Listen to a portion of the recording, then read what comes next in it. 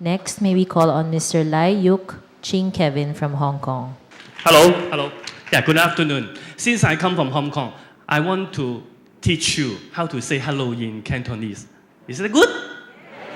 In Cantonese, we have 3 syllables of hello. 你好嗎? Yes, that's good. Okay. Since the handover of Hong Kong to China in 1997, there has been a growing trend to promote social justice, fairness, and equality in our society. Hong Kong's culture has always been strongly influenced by Chinese culture and Christian faith. As part of the Hong Kong society, the Catholic Church has put in more and more efforts to voice out its views to the public and to the government from the perspective of Christian value.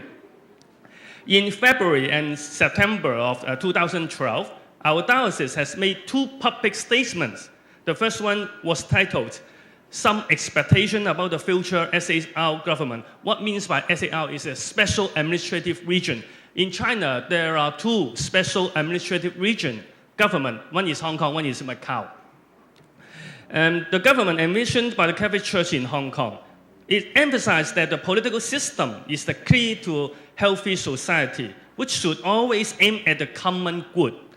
The government, for its part, should shoulder the responsibilities of safeguarding the well-being of all citizens. And then the diocesan second statement was titled, Some Proposal for the New Government of a Hong Kong SAR from the Catholic Church in Hong Kong.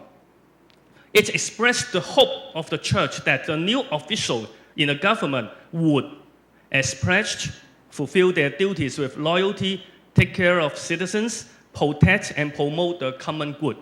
The main focus of both statements was on families, as families are the basic cells of society and the entire well-being of society hinges on the support that the political system gives to family life.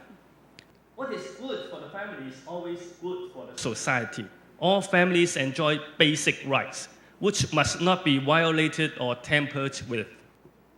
Furthermore, in view of the apprehensions of the general public that the universal suffrage for the election of the chief executive of Hong Kong government in 2017, 3 years more, might not be achieved, the diocese made an urgent appeal last year for an earnest dialogue and the government's responsible action in the hope that through the collaborative efforts of all, the Hong Kong government will also be able to build up a truly democratic, fair, and accountable system of government, which is essential for justice and peace. On the other hand, in face of the gay movement, which is gathering momentum and pushing for the legislation of the same-sex marriage and other related laws in the name of equality and anti-discrimination, our diocese has set up the Diocesan Committee for the Pastoral Care of Persons with Same-Sex Attraction last year. The committee has written a letter to our Chief Executive, Mr. Leung, expressing its expectation for a public policy for the protection and promotion of family values as core values of society. The letter also attached the latest position of the American College of Pediatricians made public in 2012, which warned against the harm inherent in same-sex parenting. As a result, with strong concern from Christian organizations, as well, the public consultation of such proposed legislation was withheld by the government.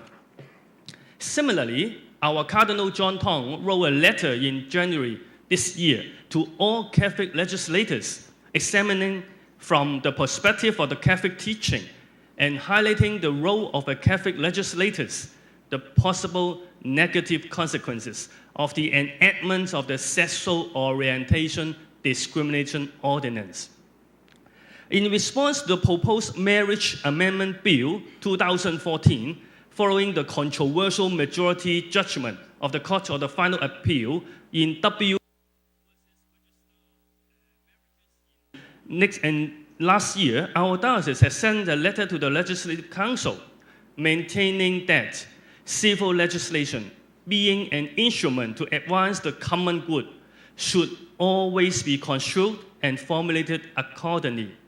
The problem with the Marriage Amendment Bill this year is that it touches the core values of marriage and the family. And the bill, once enacted, would be of such importance and would have such far-reaching consequences that it must be examined with great care and thorough study. The letter of our diocese stressed that the Catholic Church believes and acknowledges that the natural heterosexual form of marriage is the best guarantee of the essential sustainability, stability, and the well-being of society. Therefore, it must be fully upheld and duly protected.